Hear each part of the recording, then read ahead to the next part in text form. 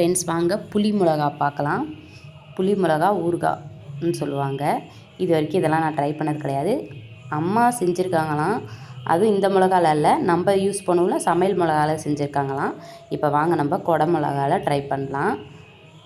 நல்லா இதை க்யூபாக கட் பண்ணிவிட்டு, இதுக்குன்னு வாங்கிட்டு வரல, பஜ்ஜி போட வாங்கிட்டு வந்தது.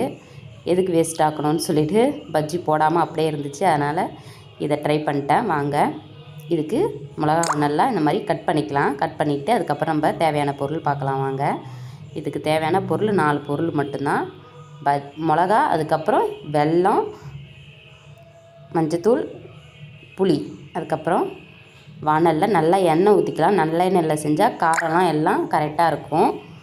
எப்படின்னா ரொம்ப காராமல் நார்மலாக இருக்கும். நல்லா எண்ணெயில் தான் செய்யணும். கடுகு போட்டுக்கலாம். நம்ம கடுகு போட்டோடனே மிளகாவை நல்லா போட்டு வதக்கிக்கலாம். நல்லா எண்ணெய் ஊற்றினா, நல்லெண்ணெய் ஊற்றினா ஊறுகாய் கெட்டு போகாமல் நல்லாயிருக்கும். அதுக்கப்புறம் கருவேப்பிலை போட்டுக்கலாம்.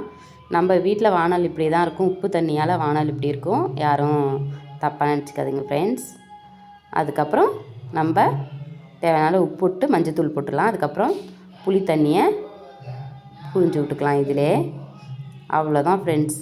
இதை நல்லா கொதிக்க விட போகிறோம். நம்ம நல்லா சுண்ட சுண்ட சுண்ட சுண்ட கொதிச்சா ரொம்பவே நல்லாயிருக்கும். இதே நம்ம வீட்டு மிளகாலையும் நல்லா செஞ்சு வச்சுக்கலாம்.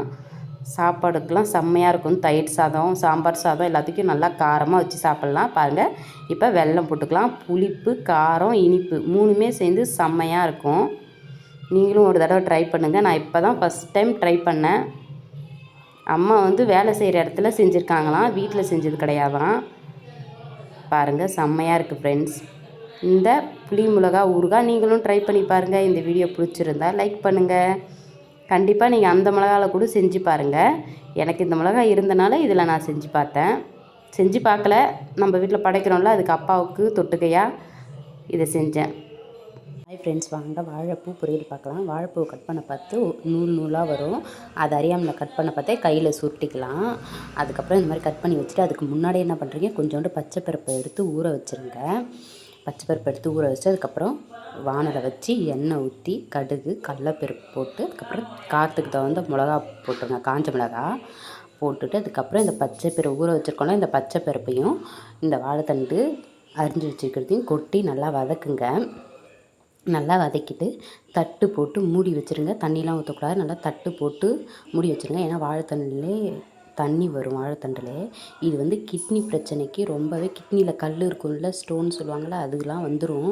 வாழைத்தண்டு ஜூஸ் குடித்தாலும் அந்த பிரச்சனை இருக்காது. வாழைத்தண்டு இந்த மாதிரி பொரியல் பண்ணி சாப்பிட்லாம். வாழைத்தண்டுடைய பெனிஃபிட்டு அதிகம்.